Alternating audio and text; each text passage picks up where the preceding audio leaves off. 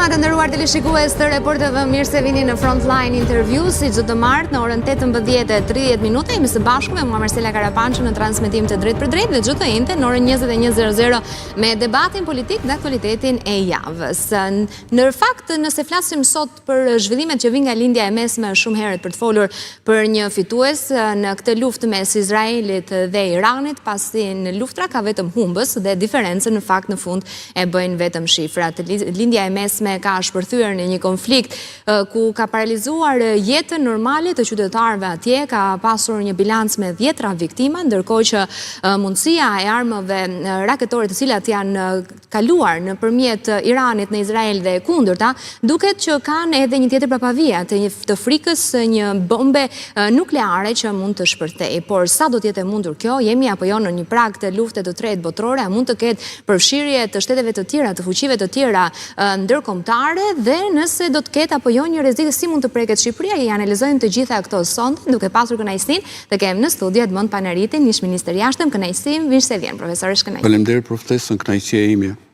Si nisi ky konflikt mes Izraelit dhe Iranit? Pse u qelluan raketat e para? Ishte Shtetet e Bashkuara të Amerikës në fakt që njoftuan fillimisht që mund të ketë një sulm, duke që inteligjenca amerikane e paralajmëroi. Do të flasim edhe nëse ka ose jo gisht në vijim të këtij konflikti, por pse është ky konflikt kaq shumë i fortë mes Izraelit dhe Iranit? Në fakt, Irani me Izraelin ka qenë në gjendje lufte të heshtur, pra nëpërmjet atyre zgjatimeve të tyre, për shembull Irani nëpërmjet proxyt Hamas, Houthi e tjerë që gjithmonë bënin ndërmerrjen akte terroriste, sulme dhe kundërpërgjigje izraelite ndaj tyre.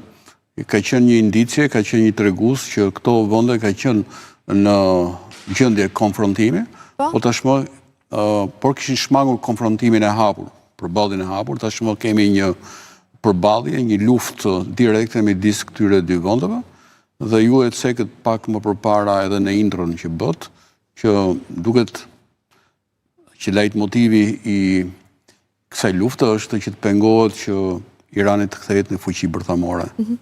Ju e dini që Irani e ka përdorur çështjen e marrëveshjes nukleare për si një mjet presioni. Ju ka ndodhur edhe gjatë administratës Obama, ku ka pasur negocime që u bë, si thua, marrëveshja përfundimtare, e cila u shfuqizua nga administrata e presidentit Trump, ku Iranit i lejohej vetëm një sasi e kufizuar, jo më shumë se 229 kg uranium i pasuruar, dhe ky jo përtej masës 60%, pra aq sa duhet për reaktor bërthamor për qëllime civile.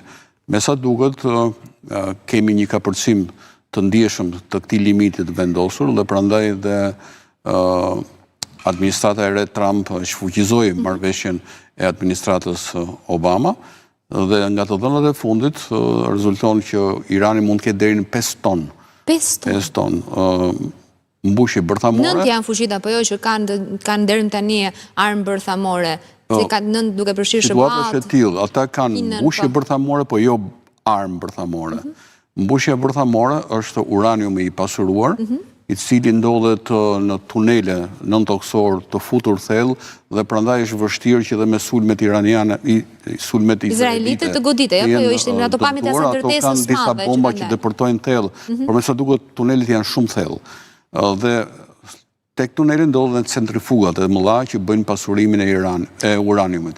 Mendohet që edhe nga inspektimet dhe nga vlerësimet që ka bërë Agjencia Ndërkombëtare e Energjisë Atomike, që ata kanë mbërritur kanë tejkaluar limitin 60% pasurimit të uraniumit, dhe për çështje e javësh mund të shkonin tek niveli kritik 90% që pararoja, le të themi, apo kjo insinuat që mund të ketë një armë bërthamore Irani, a jepte të drejtë në pararojë Izraelit që të godiste?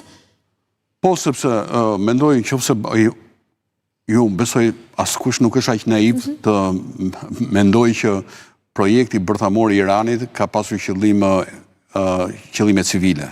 Sepse nevoja energjetike ai nuk ka, sepse qëllimi vetëm i i reaktorëve bërthamor civil është prodhimi i energjisë elektrike. Një vend që ka rezerva të jashtëzakonshme nafte. Pra ka një lloj parapërgatitjeje. Pra Irani qartë dhe jo vetëm kaq, po duke filluar që nga viti 1996 deri në 2003, Irani e ka pasur me ligj shtetëror ndërtimin e kapaciteteve bërthamore për prodhimin e armës atomike. Pra ka qenë projekt shtetëror 1996-2003.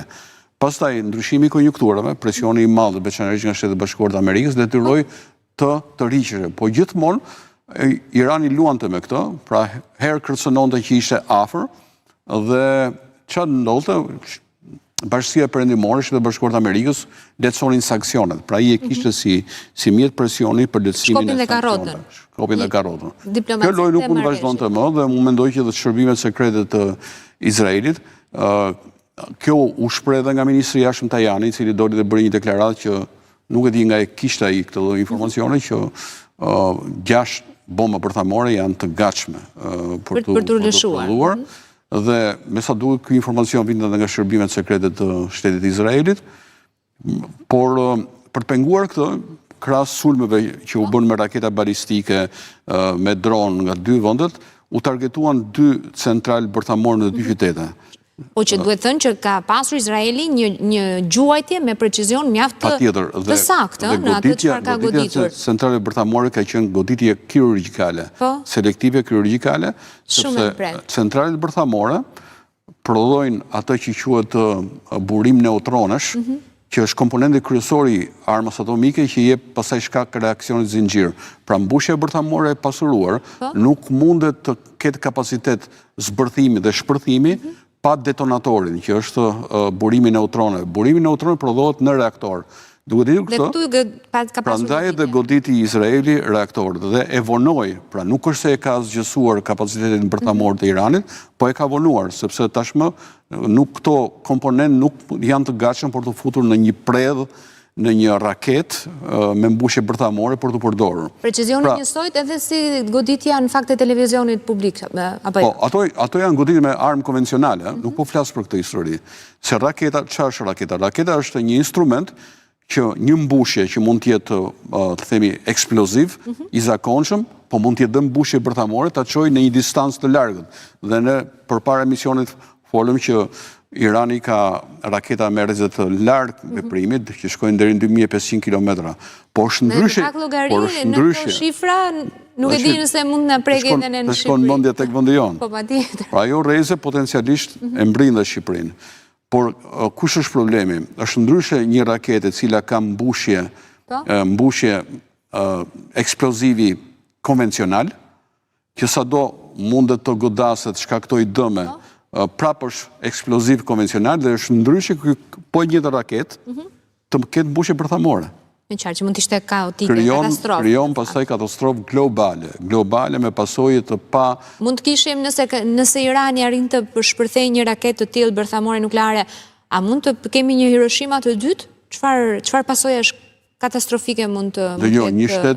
Një shtet i cili është i papërgjegjshëm, që ka qenë promotori i terrorizmit, nga ai mund pritën dhe veprime in extremis. Prandaj duheshe me çdo kush që të pengoheshe që Irani ta prodhonte armën bërthamore dhe me sa duhet goditje selektive e reaktorëve bërthamor. Po njëkohësisht dhe vrasja një 2-3 kokave të programit bërthamor. Po, të programuesve. Për momentin e ka bllokuar këtë kapacitet të Iranit, po kë nuk do thotë që ata mos ta rimarrin, sepse mbushjet bërthamore nuk janë asgjësuar.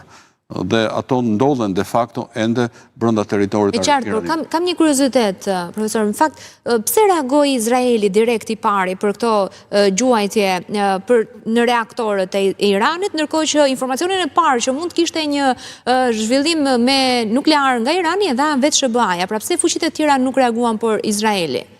Jo,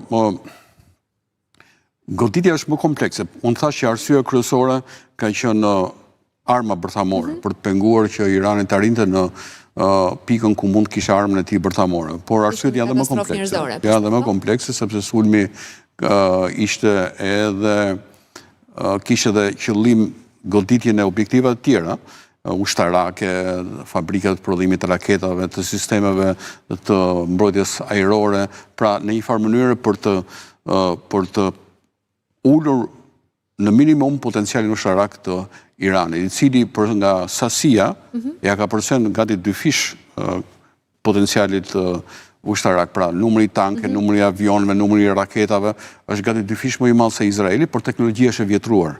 Pra Izraeli dominon me teknologji moderne dhe me armë të precizionit lartë, por këtë e arrin edhe në bashkëpunim me Shtetet Bashkuara të Amerikës, të cilët ndihmojnë në sistemin satelitor.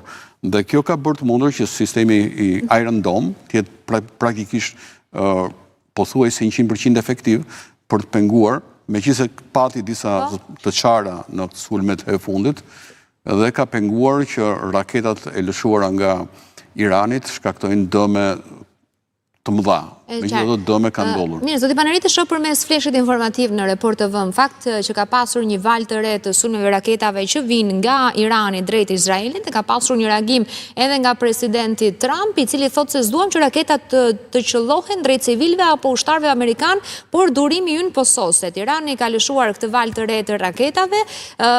Dorëzim pa kushte është deklarata që vjen aktualisht, gjithashtu më herët Trump ka deklaruar në këto flesh informativ që po shoh përmes ekranit se e din ku ndodhet Khamenei, por nuk duam ta vrasim për momentin.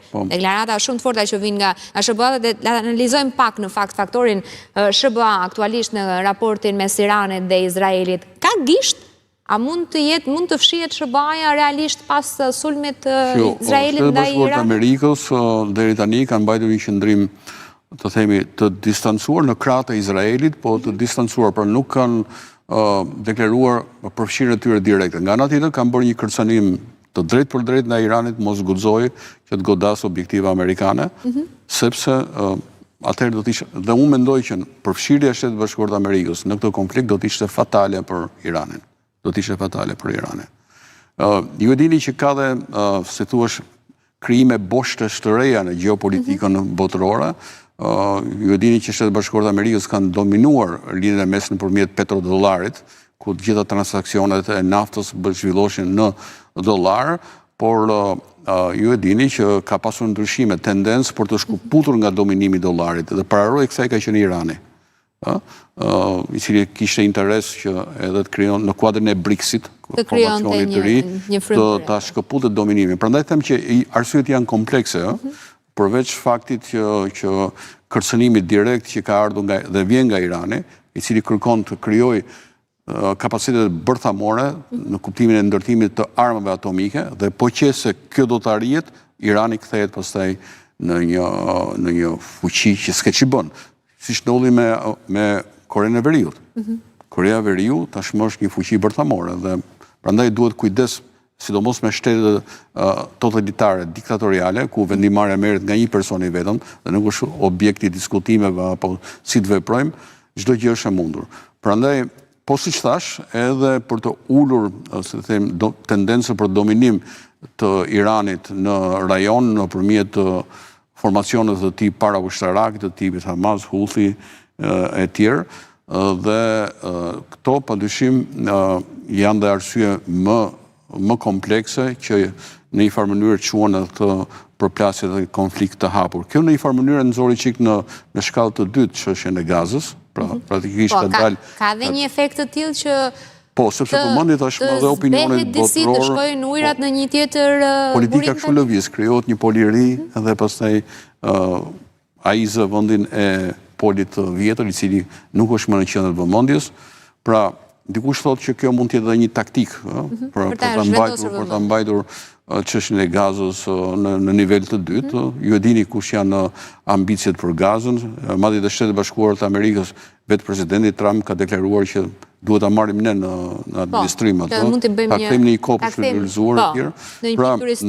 Pra, ideja është për të larguar gjithë atë popullsinë atje dhe për ta marrë në administrim, për ta zhvilluar dhe për të parë pastaj edhe se si do të zgjidhet përfundimisht dhe ajo situatë tragjike dhe dramatike. Kemi një zhvillim të ri të i cili tashmë ka spostuar çështjen e Gazës dhe çështjen e ndihmës humanitare që po ndodh, luftimet tashmë nuk janë ato në rënd të ditës. Nuk po flitet më për armë, po flitet për bukën. Dhe ata që po vriten me njëri tjetrin atje po vriten për një kore bukë. E kjo është katastrofa më e madhe njerëzore që thotë. Ato janë Hamasi, i cili ishte ai që e filloi këtë, nuk është e i dhimbjet popullsia. Ata janë një grupe terroriste që nuk pyesin as për popullin e Izraelit, as për popullin e Palestinës. Ata janë grupe terroriste të cilët kanë një objektiv të shkatrojnë Izraelin, e kanë objektiv shpallur. Dhe deklarata tyre që Izraeli nuk duhet të ekzistojë për shtet, përkon me qëndrimin e Iranit. Edhe Irani thotë që Izraeli nuk duhet të ekzistojë si shtet. Po, kush duhet zhdukur nga harta, do ta marrë me njëherë të diskutim, zoti Panariti, por nëse folëm pak për SBA-n që mund të jetë pas ose jo Izraelit, po me Iranin kush është, përveç se, si që thatë ju tani që ju kishit që Hamasi ishte në të njëjtën linjë me Iranin kundër Izraelit, por Rusia, për shembull, është treguar i heshtur Putin deri më tani? Shumë interesant dhe bëtë mirë që më bëtë të pyetje, pozicioni i Rusisë. Pozicioni i Rusisë ka qenë pozicion shumë i kujdesshëm, po të shikoni, fillimisht ajo e dënoi sulmin izraelit ndaj Iranit, por pastaj me njëherë në i deklaratë nga Ministria e Jashtme tha që diplomacia tashmë do të futet në veprim për të filluar edhe një herë dialogu për një deal të ri e tjerë. Dhe vetëm kaq, ajo që është më e çuditshme është që presidenti Trump i shikoi mundësinë që presidenti Putin i Rusisë të kishte rolin e një ndërmjetësi, për arsye sepse ishte ndofta i pari president i cili mbante lidhje edhe me kryeministrin Netanyahu edhe me presidentin e Iranit. Pra fliste në telefon me të dy njëkohësisht. Kështu që nga kjo pikpamje, pavarësisht se kjo duket pak si politikë surreale, sepse pra presidenti Trump tha pse jo, pra Putini mund të ta marrë këtë rol. Ky është pozicioni, po pozicion të heshtur ka dhe Kina, po ta shikosh. Kina dhe ajo ka një pozicion e saj tradicionale që nuk përfshihet në këto konfliktet rajonale, ka qëndrimin e saj, të themi, stereotip që prevaloj dialogut, që në një zgjidhje e tjerë.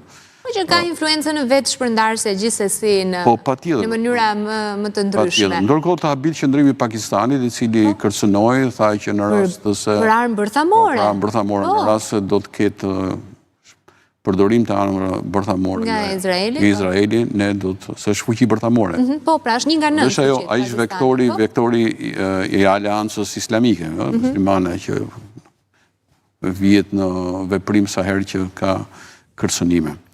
Pra, është një botë shumë komplekse, një politikë ende e paqartë, do shikojmë, ka shumë skenar se si do të dilet nga kjo krizë, mund të vazhdohet në këtë... Është krizë, profesor, apo... është luft. Është luft. Është luft, si do të dilet. Në linjën e mesme, është një luft që nuk bëhet fjalë akoma me penetrim të trupave toksore për pushtime, po bëhet fjalë me goditje, me goditje të targetuara, të dy palët bëjnë shumë me Proksin e kemi lënë shumë larg, apo jo? Po. Proksin e kemi lënë shumë larg. Gjatë lutem regjia më ndihmo edhe një herë me hartën në ull, sepse ka pasur nga ato teori që duhet zhdukur një nga shtetet nga harta, Izraeli apo Irani. Kush mendon, zoti Panariti, që mund të jetë më kollaj të fshihet nga harta e botës? Nuk mendoj që do të kemi fshirit asnjërit për këtyre. Po dikush duhet dorëzohet atëherë. Luftat mund të përfundojnë natyrisht edhe me marrëveshje. Praktikisht dy palët. Shet diplomaci mes dy vendeve? Kur janë ndezur armët dhe ka ty vizit? Unë pres që një afat shkurtër, në një afat shkurtër të vazhdojnë sulmet. Si që pëndodhin, reciprokin, lëshon raketa, lëshon drone njëra palë, pra sulme hibride, dhe pala tjetër përgjigjet me të njëjtin model. Dhe ndërkohë të jesh sigurt që në nivele të larta, nuk është se janë, nuk po vjen lëvizje ajo që diplomacia e luftës. Dhe presidenti Trump e ka lëshuar këtë, dhe vazhdimisht. Po, që të premten, tha që duhet të pranojë në negociatat. Një deal. Pasur kushte Irani për këtë?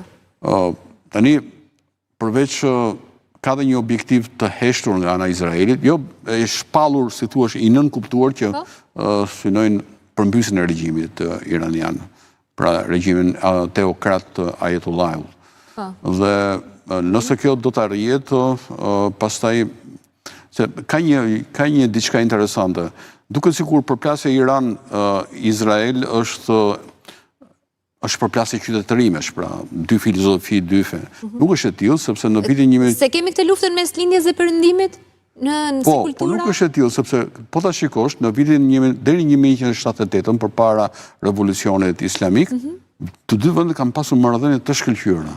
raportet të jashtëzakonshme, bashkëpunimi në gjitha fushat, në fushën ushtarake, sa ishte Reza Pahlevi Shahi i Persisë. Pastaj, po Khamenei ishte, po prap në periudhën e momentet e para, fillimisht e mbështeti sidomos në luftën ndaj Irakut. E mbështeti direkt dhe indirekt.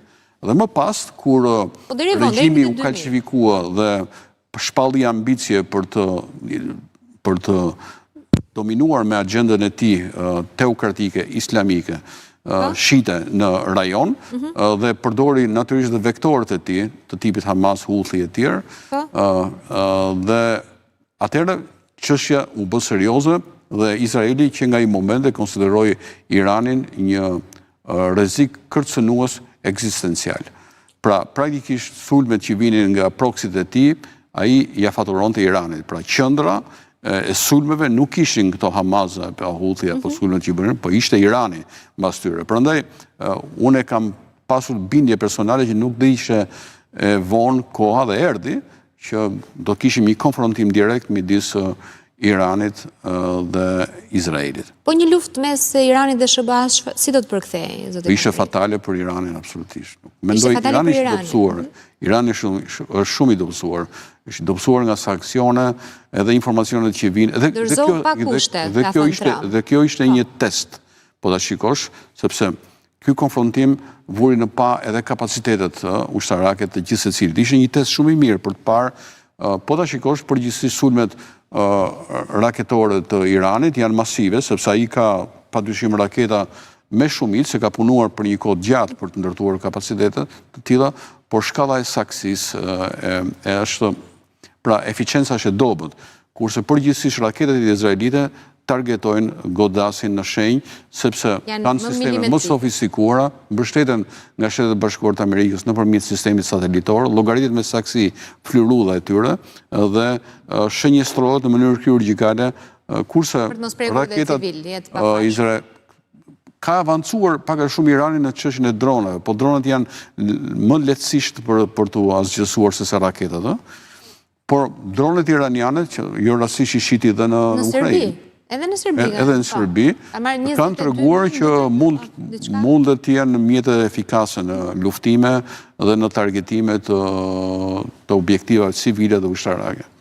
Mirë, zoti Panariti, duat të qëndroj dhe pak të SBA-ja. Zoti Trump, në fakt, kur ishte përpara fushatës elektorale, tha që në Ukrainë do ta vendosin paqen për 24 orë. Një plan që duket që dështoi një premtim elektoral. Tani kërkon prapë që të vendosi prapë paqe me kushte për negociata. Ultimatumi i fundit në fakt ka qenë që të dorëzohet pa kushte, por a ka dështuar Trump në këtë filozofinë e paqevendësit në konfliktet të ndërkombëtare? Çfarë thuhet në fushatë elektorale është tjetër gjë dhe çfarë ndodhi realisht pastaj është që nuk ka shuarje në konfliktit. Në prakun e një rendi të ri, pra një ndarje të re të zonave të influencës, dhe këto operacione ushtarake janë lëvizje tektonike, të cilët do përfundojnë kur të arrihet ai dili i madh, pra praktikisht kur të ndahen zonat e influencës dhe të përcaktohen kush do jenë dominuesit e ri dhe të nështruarit e ri, siç ka ndodhur gjithmonë. Pra, kjo situatë do vazhdojë e tillë derisa pastaj të arrihet një marrëveshje e madhe në rang global për zonat e influencës. Madje unë këtë kam pasur frikë edhe për çështjen e marrëveshjes midis Kosovës dhe Serbisë, sepse edhe kjo do parë në një kontekst më të madh. Po ta shikoni, presidenti Vučić nuk është interesuar për dialogun me Prishtinën, absolutisht. Sa i mendon që këtë çështje ta zgjidh kur të arrihen marrëveshjet e mëdha lindje perëndime, të cilët do përfshin Ukrainën, por do përfshin dhe Iranin, do përfshin edhe Izraelin, linjen e mesme. Pra, ai shpreson që edhe kjo çështje të futet në tavën e madhe të marrëveshjes të ndarjes së re gjeopolitike. Dhe gjithmonë edhe historia na ka dëshmuar që sa herë që çështjet tona kombëtare kalojnë në tavat e mëdha të konferencave të ndarjeve të mëdha, ne dalim të humbur. Dhe prandaj unë kam insistuar, ja kam thënë dhe kryeministit Kurti, që me çdo kusht të arrinte një marrëveshje me Serbinë për çështjen e Kosovës, duke respektuar planin franko-gjerman, i cili ishte për mua një plan i ndërtuar me shumë kujdes, por Vučić gjithmonë e sabotonte se nuk ishte interesuar, ai shpresonte prit njerëz se mbante syt si do shkonte çështja me Rusinë, Ukrainën, si do ishte pozicioni i Shtetit Bashkuar të Amerikës me Rusinë, dhe mendonte që çështjen e prodhoi pastaj mbas kësaj lëvizje tektonike, kush do jenë ndarjet e reja. Një rend i ri mbas e botror na pret. Një rend i ri botror dhe gjatë janë të tilla. Megjithëse na sollet pak edhe në Shqipërinë tonë problemet dhe hallet që ne kemi gjithmonë këtu, zoti Panariti, tani ne mund të na preki realisht një luftë që ndodh në lindjen e mesme? Teorikisht sa janë të ishim naiv dhe ka dhe një shpreh popullore sylesh që ne themi që jemi të imunizuar totalisht nga konfliktet. Ne i kemi armët e duhura për t'ju kundërpërgjigjur rëndimi raketave ose diçka e tillë? Nuk besoj që Shqipëria ka kapacitete për të kundërshtuar e vetme një sulm potencial ndaj territorit tonë. Kjo do të jetë pjesë e rakordimit me NATO-n, me bazat ushtarake amerikane, të cilët ndodhen në rajon, të cilët padyshim do të jetë në krah të mbrojtjes sovranitetit territorial, sepse jemi shteti antar i NATO-s dhe ky është një obligim që rri edhe nga antarësimi.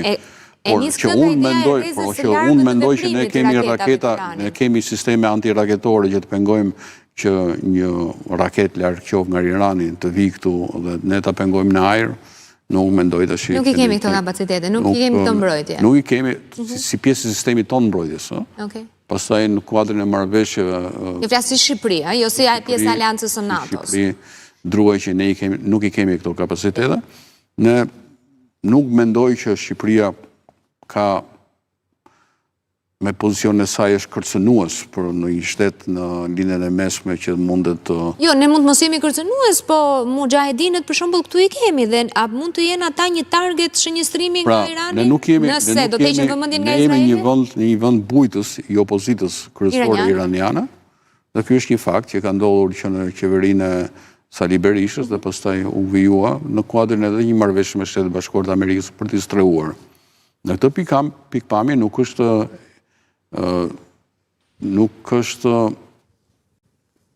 e pamenduar që ndofta opozita iraniane të jetë target e një sulmi nga Irani. Dhe kjo ka ndodhur në nivel kibernetik.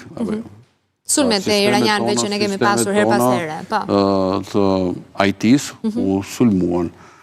Kështu që larg qoftë, unë nuk jam gjendje të bëj profetin as parashikuesin, por nuk përjashtohet që të kemi sulm, po qëse do të kemi një involvim direkt të opozitës për treguar ambicet dhe të rakordojmë me... Deri tani nuk kemi pasur një reagim faktën publik. Më falni? Nuk kemi pasur tani deri në një, le themi, reagim publik të opozitës iraniane që është Nuk kemi pasur, ata janë opozita iraniane kryesore, është një organizat e cila është themeluar nga Rajavi, dhe shoqja e tij e drejton nga Parisi, por kampet kryesore i ka në Shqipëri dhe janë të majta, grupe politike të majta, por opozita është opozita kryesore, po jo e vetme, kemi edhe opozitë tjetër atje në Iran, opozitën mbretërore të shahut iranian, pasuesit e tij kanë një formacion tjetër opozitar ideologjikisht të kundërt. Kështu që themi një front unik opozitar nuk e kemi.